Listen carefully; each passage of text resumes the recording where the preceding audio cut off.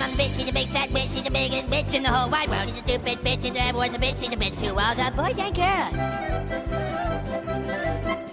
On Monday she's a bitch, on Tuesday she's a bitch, and Wednesday to Saturday she's a bitch. Then on Sunday, just to be different, she's a super king, Kamehameha, bitch. Have you ever met my friend Cos mom? She's the biggest bitch in the whole wide world. She's a mean old bitch, and she has stupid hair, she's a bitch, bitch, bitch, bitch, bitch, bitch, bitch, bitch, bitch, bitch, bitch, bitch, bitch, bitch, bitch, she's a stupid. Well, hello, all you theater lovers, both out and proud and on the DL, and welcome back to Broadway Breakdown, a podcast discussing the history and legacy of American theater's most exclusive address, Broadway. I am your host, Matt Koplik, the least famous and most opinionated of all the Broadway podcast hosts. And, sorry, I just had a little bug in my throat. And we have some news for all of you guys today. We have finally made our selections from the new series, Grab Bag. This is the series where the listeners of this podcast joined the Broadway Breakdown Discord channel, and on the Discord channel submitted their 5 options that they wanted Broadway Breakdown to cover for the Grab Bag series. And after all the votes were tallied, they were put onto little slips of paper, put into Miss Sally Bowl, and then selected from Instagram Live. And those of you who attended the live, sorry, a little burp there. Those of you who attended the live know that it was very fair. We actually selected a couple of repeats because there were some shows and movies and whatnot that had multiple votes. And when we got a repeat, I had to toss it aside and pick a new one. But we did select quite a few options, and I want to let you all know what those options are in just a second. Because if you weren't on Instagram, then you didn't get a chance to see what we picked. And if you're not on the Discord channel, then you don't know what it is, because on the Discord channel, everyone's been updating each other with all of the news from the Instagram Live. We have a member who actually took all of these shows. This person's a total boss. When all of the options were being submitted, so when people were, going, I want to put in Little Shop of Horrors and Merrily We Roll Along and Annie, but the 1999 version of Annie, and I also want to put in this play and this thing. One of the Discord members made a Spotify playlist of every show and movie musical, so that way people could listen to it in preparation for the selections. And then when the shows and movies got selected, they made a second Spotify playlist of just the selected pieces, so people can bone up on that material for the upcoming series. So props to you, mama. You are awesome. I also got to say, I said on the last episode that you had to join the Discord channel if you wanted to submit options for the podcast. And at the time, we had 99 members. Sorry, I don't know why my mouth is all mush mouth right now. Maybe I had like one shot of red wine, and all of a sudden I'm like slurring my words here, and I don't. I thought I had a higher tolerance than that, but I guess not. The point is, we had 99 members about a week ago. Actually, less than a week ago, because I'm recording this on... sorry, I take that back. A week ago. Saturday, August 31st, I'm recording this. We had 99 members, and then when I announced the new series and how you had to join the Discord channel, we shot up from 99 to 160.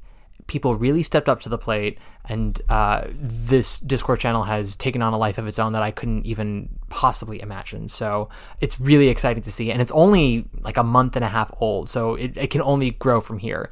And I say this because that's going to come into play as I announce the lineup for the new series. But before we do any of that, I have a little bit of housekeeping to do, because we got a new review, guys. We got a couple of new ratings. We're at 249 on Apple Podcasts.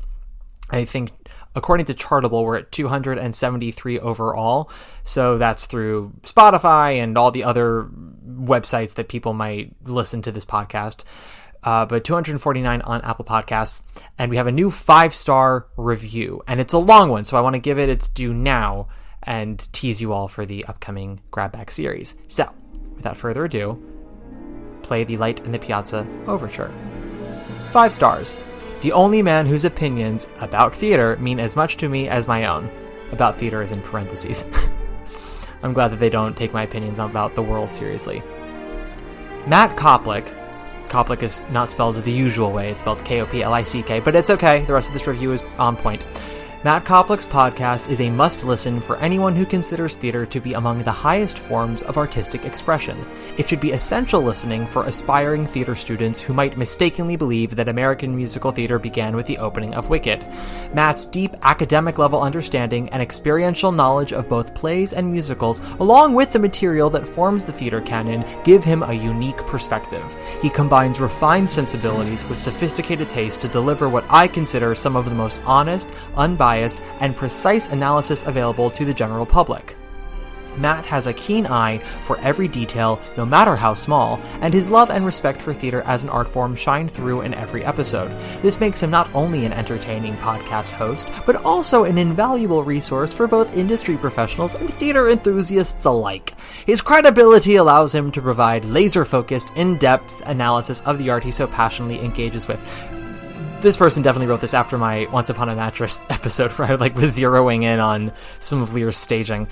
While I don't always agree with every take, I deeply respect the thought and passion he pours into each one. Even if you're the creator of a show that Matt doesn't praise, you'll likely recognize the validity of his critique. And if he loves it, you can be genuinely proud knowing his approval carries weight. Thank you. His episodes may be sprinkled with microphone gonks.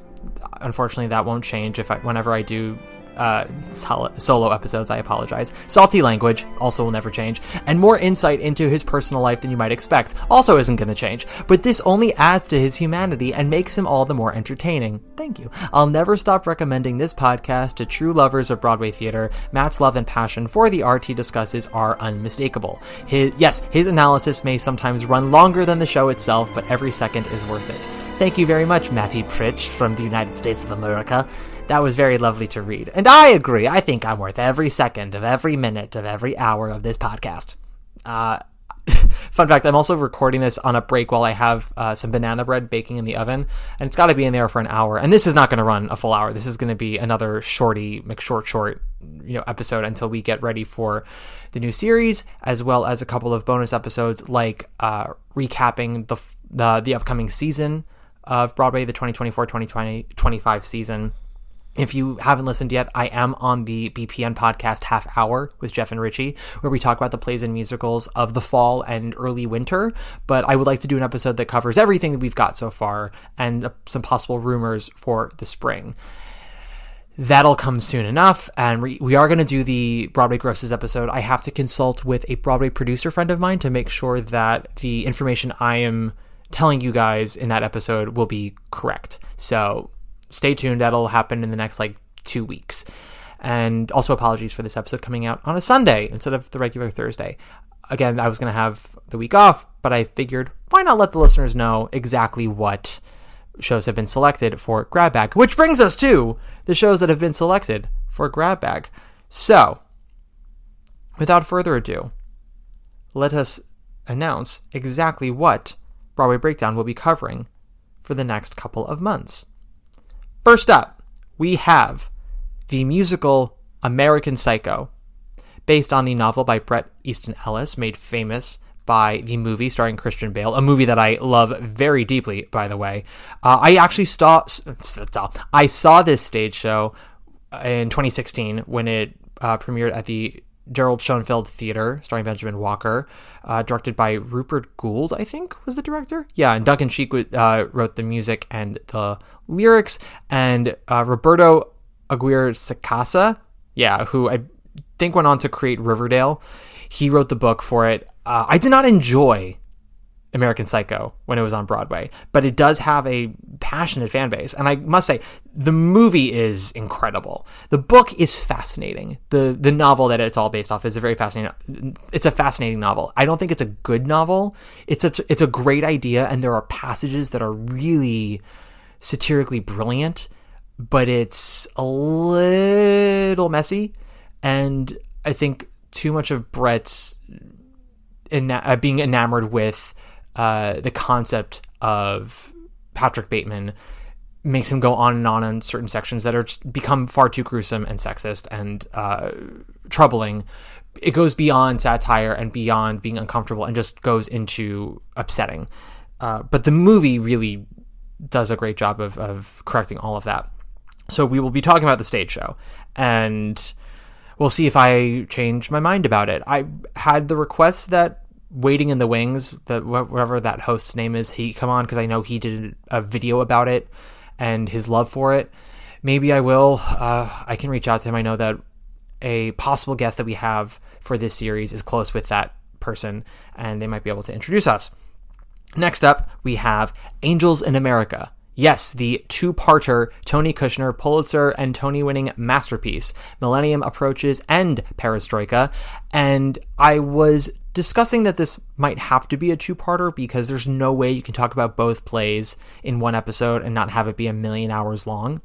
And granted, we don't mind a million hours long episode on this podcast. We've conditioned ourselves to enjoy the 2 hour plus. In fact, I have found that when episodes of series are less than 2 hours, y'all don't listen to it right away. When we were doing Problematic, I found that certain episodes clocked in just under 2 hours, just like a little over 2 hours, and it took a while for them to get to 1,000. But when we had Promises, and Carousel, and we had another one, the Miss Saigon episode, which was over 3 hours long, you flocked to that. I think you guys think when the episode is long, it means, oh, Matt had a lot to say about this. And it's true, I did, but also it just means that sometimes I was on topic far more frequently in a shorter episode. When it's under 2 hours, it just means I went on fewer tangents, and we talked about the show itself a lot more frequently. So that's all that means, really. But yes, I think Angels in America, no, I don't think, I know that Angels in America is going to be a two-parter. Millennium Approaches and Perestroika, hopefully with the same guest, but people are busy and we don't always know. Next up, we have Come From Away, the best musical losing Broadway show about the town of Gander in Newfoundland. And this will actually be a good one to do because there is the Pro Shot that's available on Apple TV, which will be very helpful. There is also a boot of American Psycho the Musical. Angels in America, there is the HBO miniseries, which I own and will be watching in preparation. I also hope to go to the library to watch the original Angels in America. I do not desire to watch the national broadcast again. I saw the broadcast and then I saw the revival on Broadway. I also saw it at Signature. So I know this play pretty damn well, but I would like to go and watch the George C. Wolfe version if I can. Come From Away, I'm actually looking forward to. This is a musical choice that I'm happy got selected by the fickle finger of fate, to quote Charity Hope Valentine. Next up, we have another Pulitzer winner, 2 Pulitzer winners so far, Fat Ham, which did not win the Tony in 2023. It lost to Leopoldstadt, which I understand why Leopoldstadt won. Fat Ham was probably my pick to win that year, but I know that show isn't for everyone. I look forward to talking about it. I don't believe there is a bootleg of it, although I think they did do a live stream production from Philadelphia during COVID. Someone can correct me about that if I'm wrong. Next up, we have the Tony-winning musical, A Gentleman's Guide to Love and Murder. This and Angels in America had some of the most votes in the grab bag submissions. It was really interesting to see which shows kept getting votes over and over and over again. And Angels definitely had the most with 12, I believe. And then A Gentleman's Guide, I think, had 9 or 10. And I'm looking forward to talking about this one, too. I really enjoyed it when I saw it in the winter of 2013. A Gentleman's Guide to Love and Murder actually has a very fascinating legacy, and it's not artistic, it's financial. And you'll know what I mean by that when we talk about the episode. Because all I'll just say is that some shows, there are narratives that happen a lot with some shows about trying to last until the Tonys because the Tonys can fix everything with your financials. And that's not really true. But it was true for Gentleman's Guide. And a lot of people keep pointing to that when they keep throwing good money after bad with their Broadway shows. But Gentleman's Guide was a very specific situation. And again, we will talk about it. Next up, Jekyll and Hyde. This is our first Frank Wildhorn musical, y'all, and I am scared because you know me. I do try to be balanced when doing episodes about shows. I let my bitchy side fly when I'm talking about other shows that were not, the focus of the episodes. Maybe a Diane Paulus piece here or there, or a musical that has no cast album because the producer had no money to pay anybody. Things like that. But Jekyll and Hyde, there's a lot of fun to be had in Jekyll and Hyde. I enjoyed it a lot in my youth. As I've gotten older, I must say that I've become disillusioned to its quality, but I cannot deny the fun that can be had with it. I ultimately think that this show is kind of cotton candy trash, and like not even curated artisanal cotton candy, like the cotton candy you get in the plastic bag at the sugar store. But, sometimes in a pinch, when you're young and hungry and need some energy, you get that pink cotton candy. But again, we will discuss this further as we get to that episode. So Jekyll and Hyde will be an interesting one for sure. A lot of high belting in that one. Next up, Little Shop of Horrors.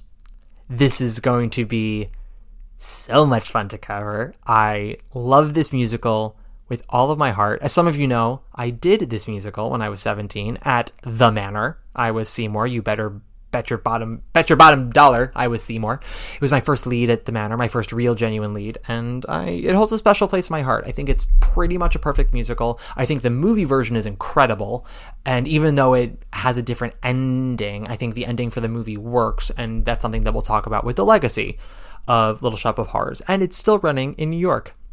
So it's all very exciting. And we have some friends of the pod who've worked on this current running revival, so maybe they can give some insight working on that production and maybe anything they learned from Alan Menken in terms of the process of it. Next up, we have 9.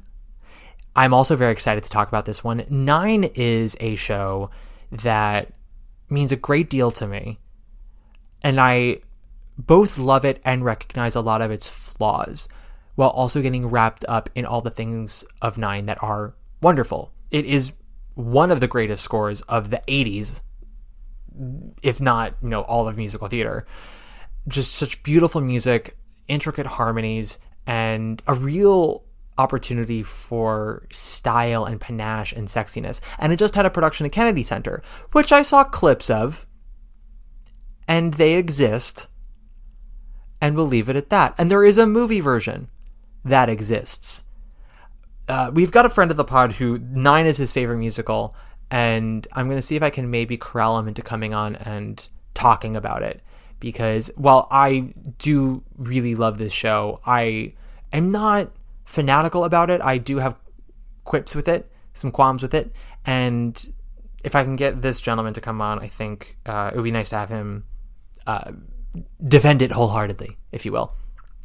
Next up, we've got a Sondheim here, and our one and only repeat of, well, technically speaking, we have 2, but this is a specific repeat, which is Stephen Sondheim's Passion. This is a musical that I never liked when I was in high school or college. I came to like it a bit more when we did our episode about it at the beginning of the Broadway Breakdown rebrand. This was in early 2021. I came around to it a bit more. I've come around to it a lot more since then, just because of life stuff. So those of you who are always like, why is Matt talking about his life during podcast episodes? I'm sorry to say, Passion, you're going to hear a lot about it, all coded. You're never going to hear specific details, but the emotional truth will be there. And those of you who like to hear insights into my personal life, congratulations, you're going to hear a whole bunch of it when we talk about Passion.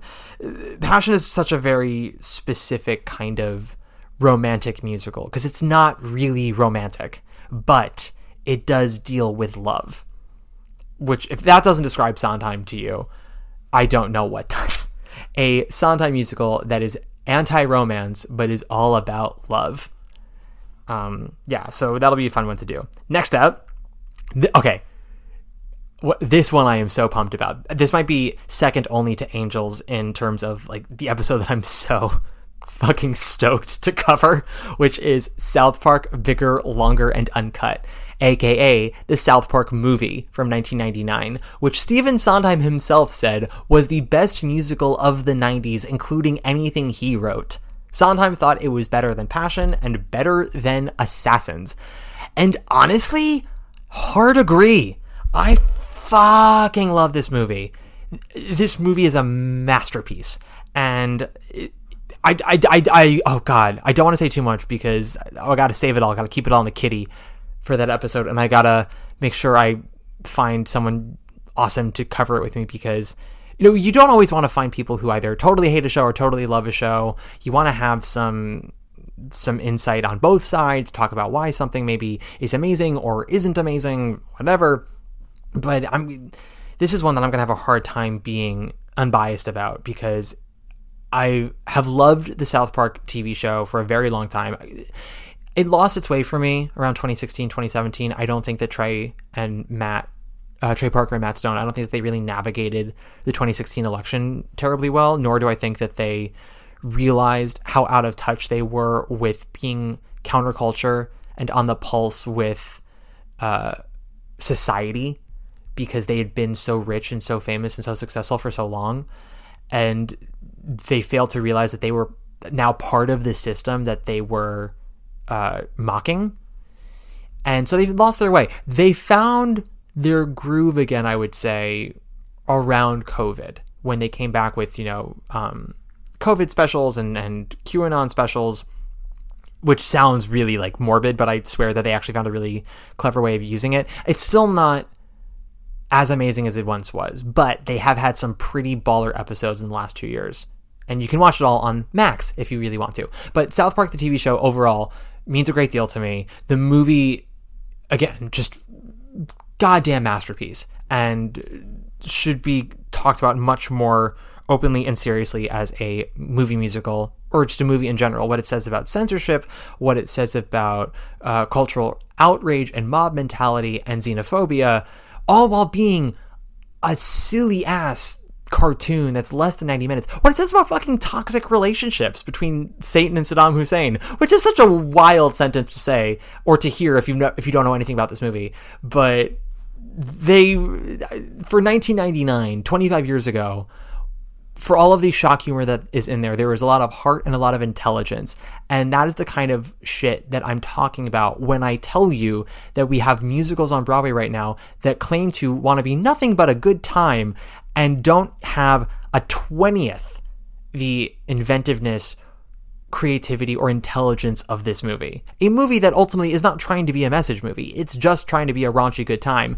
But they can't help but have a message because Matt and Trey are too smart and too empathetic and too passionate to not have something with a message behind it. And this one actually has a good one. Team America, which is their follow-up movie, has a solid message as well, but I feel like that's sort of the beginning of their being out of touch just a little bit, because they're still a little too nasty in a way where you're like, that you are part of the group that you're making fun of, right?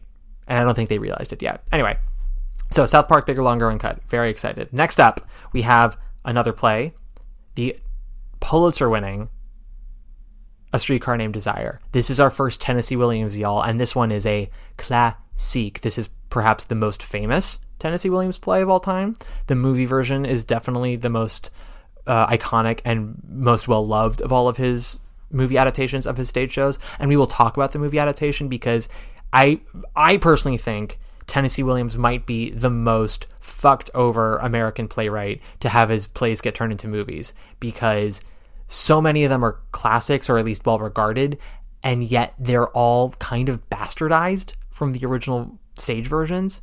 And you'll know what I mean when we talk about it, and also in relation to Cat on a Hot Tin Roof and Sweet Word of Youth, Suddenly Last Summer.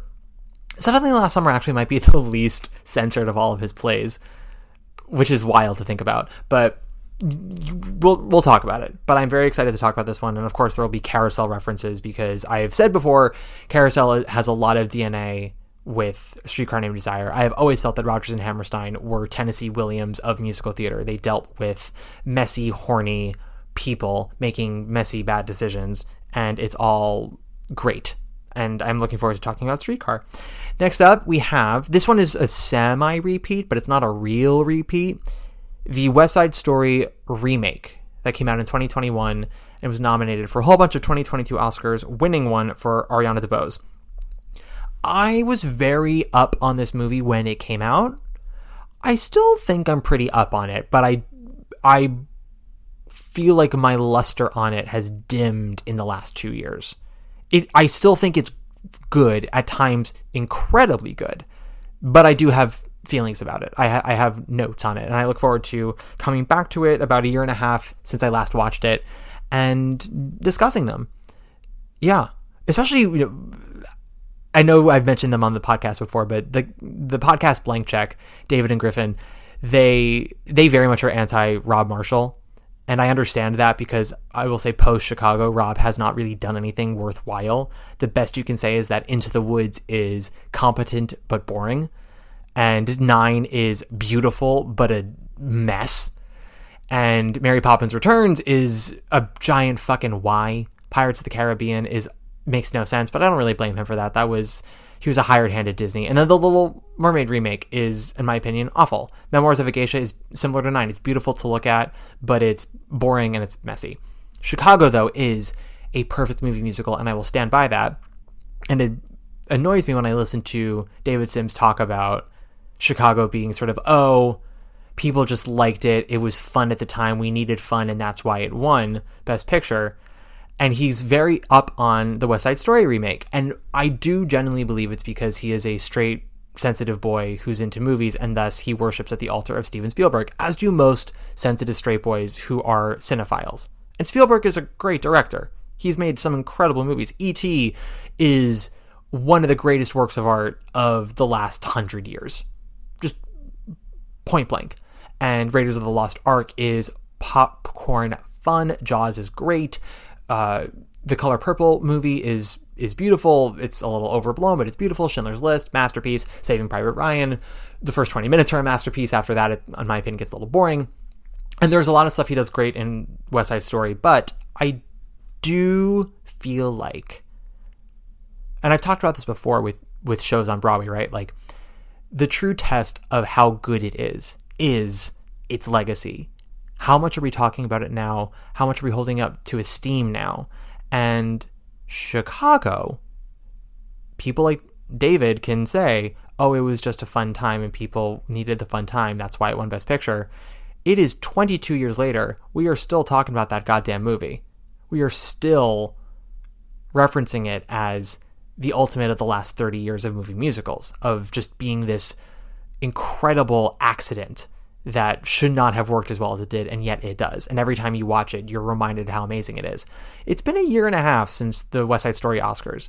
No one's really talking about it anymore. We're talking about Rachel Zegler, but not really in relation to West Side Story, more in terms of her online personality, the Snow White remake, and now with Romeo and Juliet on Broadway. We talk about Ariana DeBose, but because she's a terrible Tony host. No, we keep forgetting that Ariana's an Oscar winner. I'll say the legacy of the remake will be interesting in terms of the cast and how they're doing, because Mike Feist is also, or Mike Feist, and I never knew how he said his last name. He's kind of getting a really great career now. I really enjoyed him in Challengers, but we'll see, because he's not really a movie star. Challengers was a hot button movie for about 3 weeks. I still love it. I highly recommend it. I love that soundtrack too. But I feel like he's not really charting in the same way that like Jeremy Allen White is. So I look forward to talking about this remake. Next up, we have the Wiz movie with Diana Ross and Michael Jackson and Lena Horne. And if you were on my, I believe it's now defunct, Patreon, you've heard me talk about this Wiz movie with friend of the pod, Amanda Lee Hawkins. No, we talked about Cabaret. Never mind. I talked about the Wiz maybe on my own. The Wiz movie means a lot to a great many people. It's a cultural touchstone for so many people, including Griffin Newman of Blank Check. I did not grow up with the movie. I came to it late in life. And when I came to it, it kind of confused me, confounded me, one might say. I look forward to coming back to it now, knowing what it is and seeing how I feel about it. Because I have feelings about the stage show as well, both positive and negative. And the movie, I think I'm a little more negative on than the stage show. But the movie, by being a movie and being more widespread and being available on TV and rentals, is how many people understand The Wiz as a musical. And it's what ultimately gave us the warped and untrue mind frame that it is an urban retelling of The Wiz, where Oz is set in a metropolis, aka New York City. And that's just not what the original intention of the show was. That's what the movie did. But again, we will talk about all of that. Final option we have here, our final winner, is the play The Women. Now, some of you may not know this play. You should. It's a ball and quotable as fuck. And if you haven't read or seen the play, there is a movie version from 1939 starring Norma Shearer, Joan Fontaine, Rosalind Russell. Sorry, not Joan Fontaine. Yeah, I said Norma Shearer, Joan Fontaine, Joan Crawford as well, Rosalind Russell. The movie is pretty great and actually surprisingly faithful to the play considering it's 1939. And it's written by Claire Booth Luce. And if you don't know who that is the part that Carmen Cusack played in Flying Over Sunset. It is an interesting play with a million performing opportunities for women. I do think the politics of the show are kind of off, but ultimately you don't care because it's just so goddamn enjoyable. And again, so quotable. This is a bitchy play. It is... This play is sort of the mother to Valley of the Dolls, which is then the mother to like Gossip Girl. The Women is a play about high society women of New York, all gossiping about relationships and whose husbands are cheating and who has money and who doesn't and all these things and all of their relationships with each other as well as their relationships to men and both finding their independence but also staying true to what makes them happy. And again, when we discuss it, it's a little tricky in terms of what that happiness is reliant on. It is ultimately a very conventional, moralistic play, but fun nonetheless. And it had a remake with my beloved Meg Ryan. Not a good remake, but a remake. So yeah, those are our selections. To sum it up, we have American Psycho.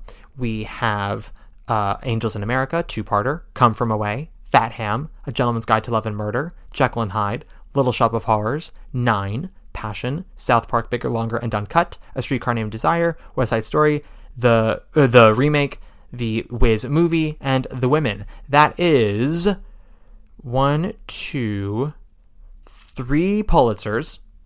We've got 3 Pulitzers here. We have 2 Tony-winning musicals, and a bunch of other classics here. I'm very excited. I think this is going to be a very fun series. I know I'm looking forward to it. I hope you guys are as well. And I've just got nothing else to say. I know we closed out with South Park, Bigger, Longer, and Cut the other day, which was just sort of on a whim, so I didn't expect it to actually be submitted. I didn't expect it to get picked, so I'm not going to close out with that. I say, because it's probably going to be 2 weeks till we do the Grosses episode, and then maybe a rundown of the upcoming season, and then going into Grab Bag, why don't we close out with... You know what? I'm feeling a little gay today. And we haven't closed out with her in a long time. So we're going to close out with Miss Barbra Streisand herself. Because I enjoy prime peak Babs. Don't you? Yes, you do. Okay. So that's what we're going to do. We're going to close out with Barbara. I'll see you guys in about 2 weeks for the Grosses episode. And then for the upcoming Broadway season episode. And then for Grab Bag. Should be fun. Oh, wait. I meant to say this. Yeah. Shit. Fuck. Okay. If you haven't done it yet, you should join the Discord channel. A, because it's fun. The link will be in the description for this episode. It is a fun group. Everyone is having a blast there. Again, we are now up to 160 members. Everyone's very kind and very considerate. We can be a little snarky, but no one has crossed a line yet. And I think it's a very respectful group. But the reason why I mention this as well is because as we get into Grab Bag, as you know, I try to get listener questions to, cover certain topics for the shows that we do deep dives on. I will not be taking to Instagram for those questions. I will be taking to the Discord channel and asking everyone on the Discord channel to submit topics or moments or things from the plays and the movies that they want us to cover. That doesn't mean we'll always get to cover them. Sometimes we run out of time or we forget. But on Discord, you'll be able to write out a much fuller, in-depth question or statement as opposed to Instagram where you only have so many characters. Also on Discord, I'm going to make it so that way people can share material that they find online that you can read or watch to bone up on the episodes before listening to them. We already have the Spotify playlist made by a listener. Thank you very much. But if people find scripts, if people find videos, if they go, oh, hey, this movie's actually streaming on Max. Like, I think West Side Story is streaming on Disney Plus, and I think The Women is streaming on Max, or at the very least the remake is. And I know Come From Away, the pro shot is on Apple TV or Apple Plus, and the Angels of America miniseries is on Max. And there are just so many ways to, get prepped for these things. And there are multiple bootlegs of many of these shows on YouTube, and everyone's really good at finding stuff. So it's just a good place to sort of come in and get the materials you need so you can be informed when you listen to the episode, because you can listen to it blind, not knowing what we're talking about, and that's fine. Lord knows I do that on Blank Check a lot with the movies they discuss. But I think it's even more fun to know the material a little bit. And plus, if you do the research, it's a new show for you to have in your rep. And I always say knowledge is power. Don't just limit yourself to the 4 shows you like or the 10 shows you like. Get into more shows. Maybe you won't like them, but it'll help inform you about your taste and who you are if you don't. Yeah, so that's it. Make sure to join the Discord channel so you can then submit your questions or things about the shows or movies you want us to cover. I will be starting that subgroup on the Discord channel this week, so look out for that when you do join. And that's it for now. Take it away, Miss Barbara Streisand, and I'll see you guys soon enough. Bye!